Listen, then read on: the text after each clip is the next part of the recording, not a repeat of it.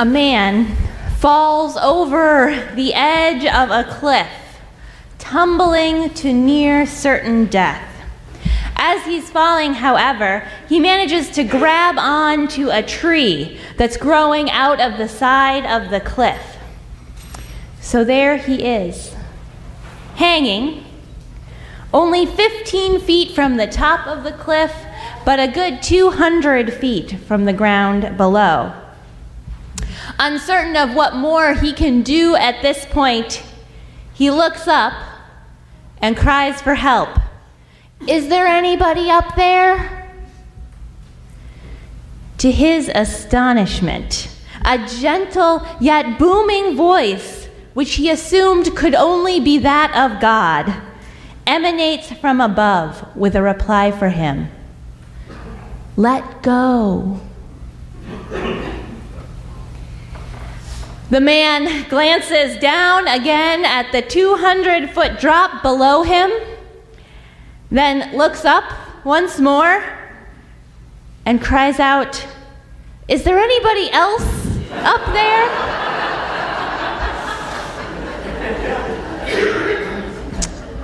Whenever I hear this joke, I wonder what I would do in that situation. I hear in the man's answer that same answer that my Unitarian Universalist rational self might give. I wonder if I would have the faith, the trust to let go. Now, letting go, even in the philosophical sense, has never been at the top of my spiritual agenda. And even when I am able to admit that it might be a useful practice, which I can see that, I struggle with it. Surrender, that idea of trusting in someone else to catch me, just isn't in my DNA. Can any of you relate? Maybe? Now, the Christian mystics of medieval Europe, on the other hand, were masters of this kind of faith, this kind of trust, or at least some of them were. I'm reminded of a famous conversation in 1413 between two religious women, Julian of Norwich and Marjorie Kemp. Marjorie, the younger of the two, wrote about this visit in her memoir, and scholars love to imagine how it played out. Marjorie is often portrayed as coming to Julian in something of a dither, which has been said to be her typical state, overwhelmed by all the suffering in the world. And she asks Julian, "What is the meaning of this suffering? How do you keep going in the midst of this suffering world?" Now, Julian is just the opposite of Marjorie in this story, and she replies calmly and serenely to Marjorie's fretting, assuring her that all will be well. She responds as most medieval mystics would, with a deep trust in her experience of the profound love of God, and a deep trust that all you have to do is surrender yourself to that love, and all will be well. We don't actually know much about Julian's life. Even her name is simply borrowed from the church to which she was attached, the Church of St. Julian in Norwich. As an anchoress, she lived in a closed-off room adjoining the church with a window into the church so that she could hear Mass, and a window into the parlor where people like Marjorie could come and ask her for advice. While Julian lived as a recluse, she was privy to much of what was going on in the world through the stories told to her by her visitors, and all that she overheard living right next to a busy road. And it was a hard time in Britain. with the plague raging across Europe and the 100 Years' War taking its toll on British resources and British lives. Marjorie was not the only one who came to Julian overwhelmed by the suffering that seemed to surround her. Suffering was right at the forefront of the stories that Julian heard, and it was actually the central theological problem for Julian. Just as many people have over the centuries, she looked around at the suffering in the world and could not seem to reconcile it with the loving God she had heard so much about. Her answer, and the answer that she eventually shared with Marjorie and others, came in a series of visions that she had in the midst of a life-threatening illness. In these visions, Julian was shown how suffering serves to unite us with Jesus. She was shown that there must of necessity be sin, but in the end, love will triumph. Love will bring union with God, was what she saw. When her own suffering and the suffering that surrounded her brought her to her knees, she heard those famous words of assurance that our choir just sang for us. All shall be well, and all manner of things shall be well. So Julian's answer was, trust in God. Surrender your worries and fears. Know you are surrounded by love. All will be well. Do you feel like you might have walked into the wrong church when I say that? This isn't something that you hear in a UU church very often. It's not something I can preach to you with a lot of sincerity, I'll be honest. And it's not something I ever heard growing up in a humanist, Unitarian, Universalist fellowship. As UU minister Joshua Pollack writes, we have a spirituality geared towards finding the self, building up the self, and using the self as a moral force. Does that sound more familiar? We tend towards this spirituality of self-reliance, focusing on how we might improve ourselves so that we can improve our world. Now, a spirituality of self-reliance certainly has its pros. I think it's important to know that we have agency over ourselves, our lives, and our world. Free will, the idea that we get to choose our destiny, has been a part of Unitarian theology from the beginning and continues to be one of the key tenets of our faith. As we say in our welcome each week, we believe that what we do in this world matters, that our actions make a difference. But here's the thing. We're not actually going to make it in this world if all we trust in is ourselves. Self-reliance is great, don't get me wrong, until you encounter something that you can't handle alone. It's great until you look around you and see your country overwhelmed by plague and war, hunger and misery, just as Marjorie did, just as we can do today.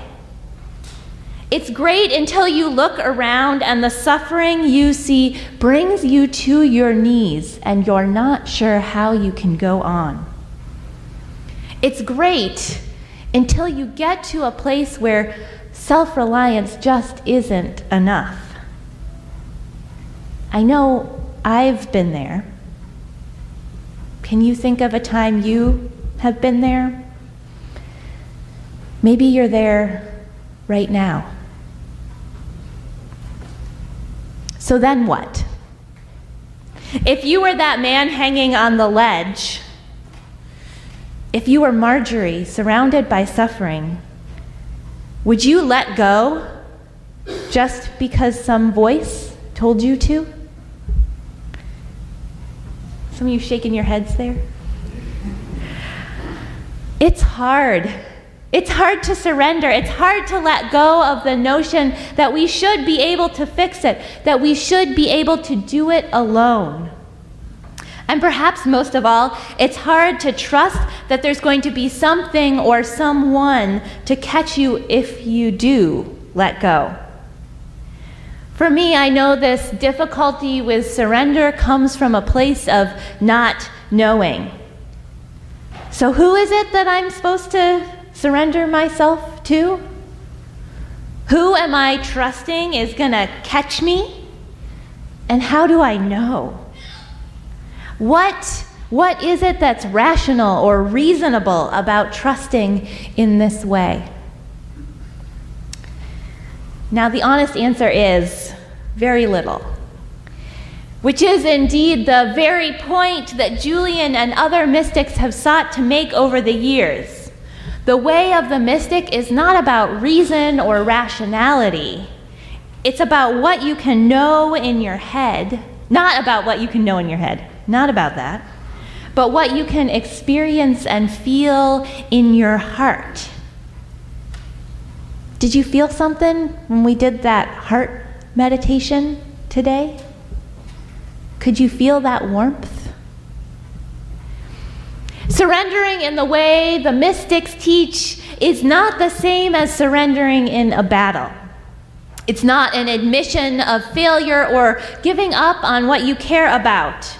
Rather, it's the experience of profound trust. The sure knowledge in your heart, even if it can't compute in your head, that you are not alone.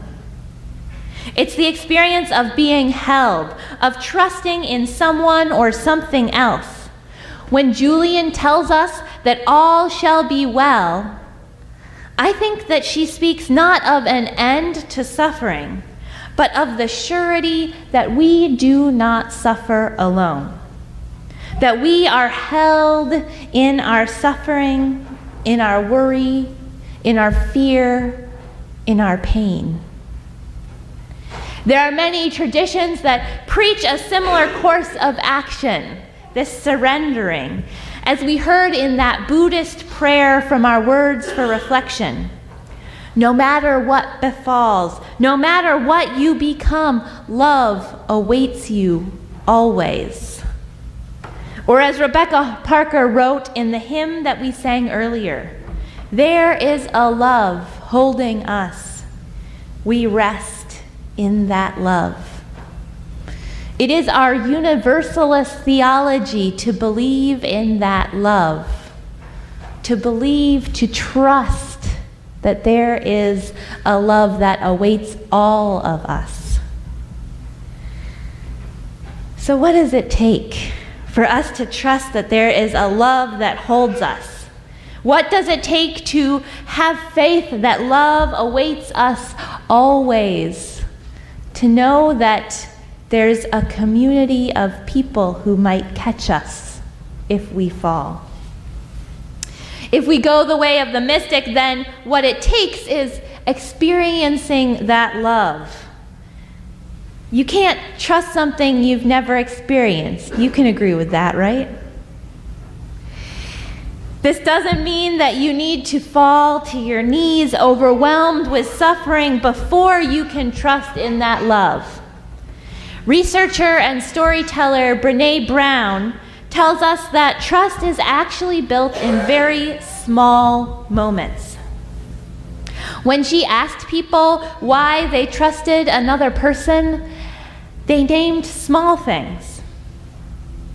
She asked how my mom's chemo was going. If something is going on with my kid, my neighbor comes and helps out. He showed up for my dad's funeral, and perhaps one you'd least expect. I trust him because he'll ask for help when he needs it. I trust him because he'll ask for help. Now, all of these are talking about trust on a one-to-one basis, but I think the way we gain a larger sense of trust is similar. Our trust grows when people show up for us, when they remember our names, when they ask how we are doing. And our trust grows when people are willing to be vulnerable in front of us.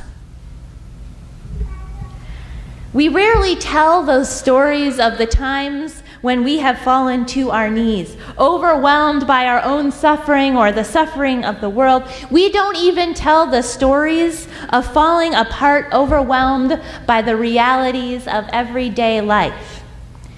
We don't tell these stories because they interrupt our facade of having it all together.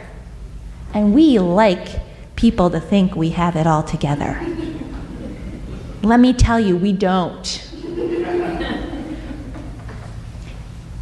And these are the stories that build trust. When we let down that facade, when we disrupt the narrative of self-reliance. I like to think that when Marjorie Kemp came to Julian of Norwich, all a mess about the suffering of the world, Julian didn't just say to her, "Don't worry, God told me that it will be okay." I think Marjorie was smart enough not to just believe that kind of pithy statement. Instead, I like to think that Julian sat her down and said, "I was there. I was on my knees. I wasn't sure I could go on with the suffering of the world, and here's what I learned." I like to think that Julian told Marjorie about the love that she found when she was at rock bottom. When we're vulnerable, others are willing to be vulnerable in front of us. When we ask for help, others are willing to ask for help as well. When we trust, others are more willing to trust as well. But all of that, and this is the scary part, all of that starts with letting go, with having faith that there is a love that awaits us always. Because if we waited to find out it was there, we would never find it at all, right? All of it starts with those little moments when we're able to be vulnerable and learn that we are not alone. Sometimes what it takes to trust that there is a love that will hold us is to let go of that cliff and let the love catch us. May we all let go of the illusion of self-reliance and be that love for one another. May it be so.